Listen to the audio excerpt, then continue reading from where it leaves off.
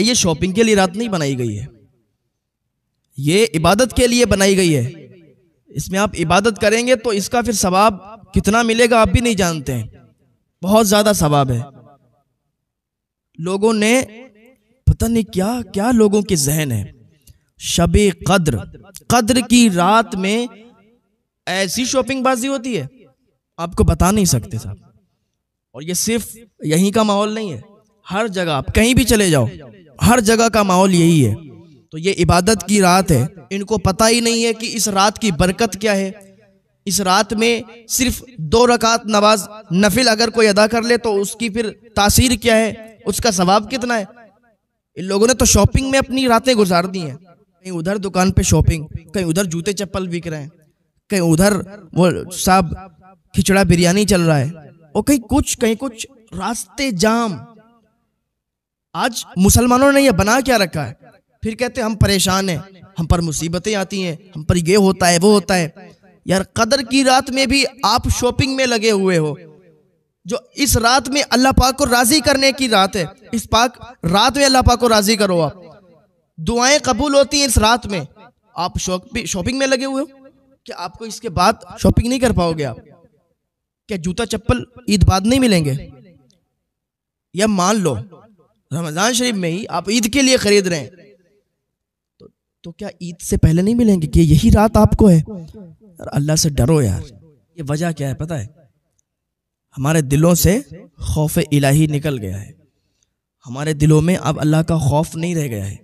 اگر اللہ کا خوف ہوتا تو اس پاک رات میں آ کے اللہ کی بارگاہ میں گڑ گڑاتے، دعائیں مانگتے، اللہ سے فریادیں کرتے، مولا ہم تو بہت گناہ گار ہیں، ہاں ہم بہت گناہ گار ہیں، مولا تو رحیم ہے، کریم ہے، بخشنے والا ہے، غفور الرحیم ہے، ہمیں معاف فرما دے۔ نہ کہ اس رات میں دکانوں پہ جا کے شاپنگ کرتے۔ اگر ہمارے دل میں خوف الہی ہوتا، اور اللہ تعالیٰ پھر اس قوم کو تباہ و برباد کر دیتا ہے جس کے دل میں اللہ کا خوف نہیں رہتا، جو اللہ سے بغاوت پر اتر آتی ہے۔ آج ہم اللہ سے بغاوت پر اترے ہوئے ہیں یار، ذرا اپنے گریبان کو جھانک کر دیکھیں کہ ہم کیا کر رہے ہیں۔ یہ بتاتے ہیں لوگوں میں کہ آج ہماری دعائیں قبول نہیں ہوتی، اللہ پاک ہماری سنتا نہیں ہے، ساری مصیبتیں ہم پر اللہ نے ڈال دی ہیں۔ یار ڈوب کے مر جاؤ تم، شب قدر میں شاپنگ سے باز نہیں آ سکتے، شب قدر میں آپ کھچڑے بریانی سے باز نہیں آ سکتے۔ کوئی جوتے چپل خرید رہا ہے، کوئی کپڑے خرید رہا ہے۔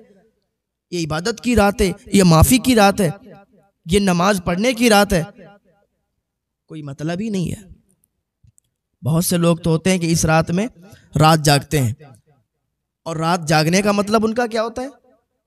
وہ صاحب گھر پہ بول دیا کہ رات جاگ رہے ہیں، ادھر آئے محلے میں کچھ نوجوان لڑکوں کو ساتھ میں لیا اور نکل گئے، کوئی کہیں نکل گیا، کوئی کہیں نکل گیا۔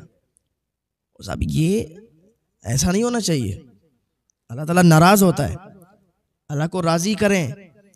آپ پورے مہینے لگے رہتے ہیں ادھر ادھر کاموں میں، لیکن جب یہ راتیں آیا کریں نا، شب برات ہے، شب قدر ہے، تو یہ جو راتیں آیا کریں تو ان میں بھی باز آ جایا کرو، ان میں ایسی حرکتیں مت کیا کرو۔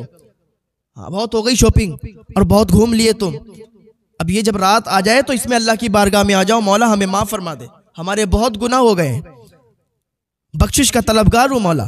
رو رو کے اگر اللہ کی بارگاہ میں دعا کرو گے نا، اگر تمہارے کاروبار نہیں، لوگوں کے کاروبار نہیں چلتے، لوگ دعاؤں کے لیے کہتے ہیں، پھر وہی لوگ دکھتے ہیں راستوں میں، وہی لوگ دکھتے ہیں جو آ کے کہتے ہیں حضرت کاروبار میں برکت نہیں ہو رہی، ذرا دعا کیجئے، کام نہیں چل رہا ہے، ذرا دعا کیجئے۔ اور وہی پھر یہ جب دعا کی رات آتی ہے، جب قبولیت کی رات آتی ہے، جب مانگنے کی رات آتی ہے، تو پھر شاپنگ پہ نکلا کرتے ہیں، کہیں ادھر موٹر سائیکل گھما رہے ہیں، کوئی ادھر گھما رہے ہیں۔ مان جاؤ یار، ہماری زندگی اتنی زیادہ نہیں ہے، بہت مختصر سی زندگی ہے۔ اللہ کی بارگاہ میں آئیں، یہ جو راتیں آیا کریں نا، ان میں اللہ کی بارگاہ میں فریادیں کیا کریں، پھر دیکھیں کیسے دعائیں قبول ہوتی ہیں، کیسے اللہ تعالیٰ معاف فرماتا ہے۔ اللہ تعالیٰ فرماتا ہے نا کہ میرے بندے تو آ تو صحیح، تو سچے دل سے گناہوں سے توبہ کر، میں تیری توبہ کو قبول فرماؤں گا۔ شیطان نے کہا تھا مولا میں صراط مستقیم پر گھات لگا کر بیٹھوں گا اور تیرے بندوں کو بھٹکاؤں گا۔ اللہ نے فرمایا جو میرا بندہ ہوگا وہ بھٹکے گا ہی نہیں، اس جگہ میں بھٹکاؤں گا۔ اللہ نے فرمایا جو غفلت میں آ کے بھٹک بھی جائے گا اس کے لیے میرے توبہ کے دروازے کھلے ہوں گے۔ زمین سے آسمان تک اگر گناہوں کو لے کر آئے گا اور سچی توبہ مجھ سے کرے گا، اور جب سچی توبہ کرے گا تو میں اس کو ایسے ہی معاف کر دوں گا جیسے اس نے کوئی گناہ ہی نہیں کیا ہے۔ میرا رب کتنا کریم ہے، کتنا رحیم ہے۔ ہم کیا کر رہے ہیں؟ رب کو راضی کرنے کی بجائے ہم شاپنگیں کر رہے ہیں۔ اس رات میں اللہ کی عبادت کرنے کی بجائے ہم شاپنگیں کر رہے ہیں، ہم ادھر ادھر ٹہل رہے ہیں۔ نہ کرو یار، اللہ تعالیٰ کا عذاب ابھی آیا نہیں ہے، دیر نہیں لگتی اس کی پکڑ میں۔ ان بطش ربک لشدید، باز آ جاؤ بھائی، شیطان کے ہتھ کنڈوں کو پہچانو، شیطان کے مکر و فریب کو پہچانو۔ اس رات میں بھی وہ آپ کو عبادت پہ نہیں لگاتا، وہ آپ کو ادھر ادھر لگا دیتا ہے، کیونکہ اس کا وعدہ ہے، اور بڑی بڑی نیکیوں سے لا کے چھوٹی چھوٹی نیکیوں پر لگا دیتا ہے۔ وہ ہمارا اچھا نہیں چاہتا، ہمارا بھلا نہیں چاہتا، ہمارا برا ہی چاہتا ہے۔ شیطان کے مکر و فریب سے پہچانو۔ جب چور کو معلوم چل جاتا ہے کہ جہاں ڈاکہ ڈالنے جائیں گے، جہاں چوری کرنے جائیں گے، اس گھر کے مالک کو پتا چل گیا ہے بھائی کہ چور وہ فلاں شخص ہے، تو جب اب ادھر جائیں گے نا تو وہ مجھے پکڑ لے گا۔ چور کو معلوم ہوتا ہے، تو اسی طریقے سے شیطان کو بھی معلوم ہوتا ہے کہ بندے کو میرے مکر و فریب کے بارے میں پتا چل گیا ہے، اب اس پر ڈاکہ نہیں ڈال سکتے، اب اس پر حملہ نہیں کر سکتے۔ تو شیطان کے مکر و فریب کو پہچانو۔ یہ جو رات ہے نا شب قدر، بہت زیادہ برکت والی رات ہے بھائی، اس میں شاپنگ مت کرو، اس میں ادھر ادھر مت بھاگو، مت جاؤ ادھر ادھر کھانے پینے۔ بہت راتیں ہیں، بہت دن ہیں، ہر وقت تو کھاتے ہی پیتے رہتے ہو۔ اس رات میں آؤ، تھوڑی اللہ کی عبادت کر لو، اللہ کو راضی کر لو، کیونکہ ہمارے اتنے گناہ زیادہ ہو چکے ہیں، ہمارے دل سیاہ ہو چکے ہیں۔ یہ رات گناہوں سے توبہ کی رات ہے، اس میں آ کے اللہ کی بارگاہ میں فریادیں کریں، رو رو کے اللہ کی بارگاہ میں معافی طلب کریں۔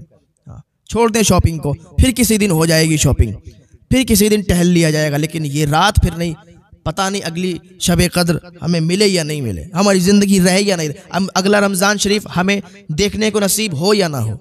اللہ کی بارگاہ میں جا اللہ نیک عمل کرنے کی توفیق عطا فرمائے، اللہ ہدایت کی توفیق عطا فرمائے۔